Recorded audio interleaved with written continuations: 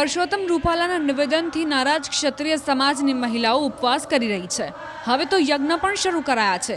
ભાવનગરમાં 50 જેટલી ક્ષત્રિયાણીઓએ પ્રતિક ઉપવાસ કર્યા, જેમાં અન્ય સમાજની મહિલાઓ પણ જોડાઈ। સમાજની વાડીમાં ક્ષત્રિય અસ્મિતા આંદોલન હેઠળ મહિલાઓએ રૂપાલા સામે વિરોધ નોંધાવવા ઉપવાસ કર્યા, સાથે જ રૂપાલાને સદબુદ્ધિ મળે તે માટે યજ્ઞ કર્યો। મહિલાઓએ હવે પછી ભાજપને મત નહીં આપવાની પ્રતિજ્ઞા પણ લીધી।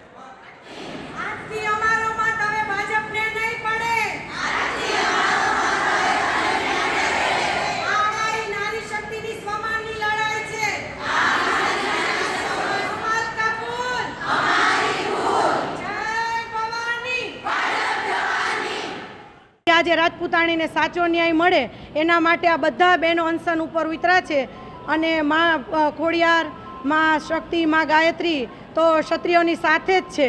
એટલે આનું અમને રિઝલ્ટ મળશે જ તે અને આગામી 7 તારીખ સુધી અમારા રાજપૂત સમાજના અવનવા કાર્યક્રમો આની માટે રહેશે। ધર્મરથ, ઉપવાસ આંદોલન, મતદાનની જાગૃતિ ઘરે ઘરે જઈને બધાને આપવી।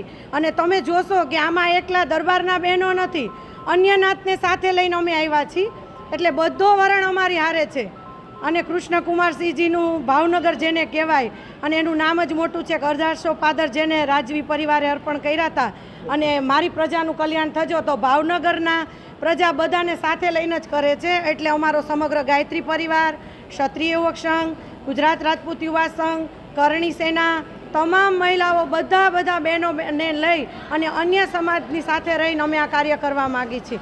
આજે અમે બધા બહેનો અહીંયા ભાજપ વિરુદ્ધ મતદાન કરવા માટે મળ્યા છીએ, કારણ કે અમારી સમાજની સામે જેમને ખરાબ શબ્દો ઉચ્ચાર્યા છે, જે પોતાની અસ્મિતા ન જાળવી, એના માટે અમે ભેગા થયા છીએ। અને અમારો સમાજ પહેલાં અને પછી પક્ષ, તો અમે કોઈ પક્ષ સાથે અમારી લડાઈ નથી, પણ અમને અમારો ન્યાય મળવો જોઈએ।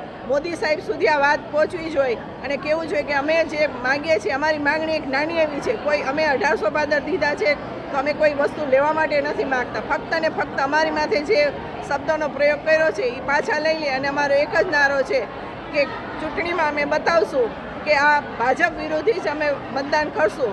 અને ખૂબ સરસ રીતે બધા અમારા સમાજના બહેનો અહીંયા ભેગા થયા છે અને ખૂબ સારી રીતે અમે આજે ઉપવાસ ઉપર ઉતર્યા છે, તો અમારી માંગ મોદી સાહેબ સુધી પહોંચે।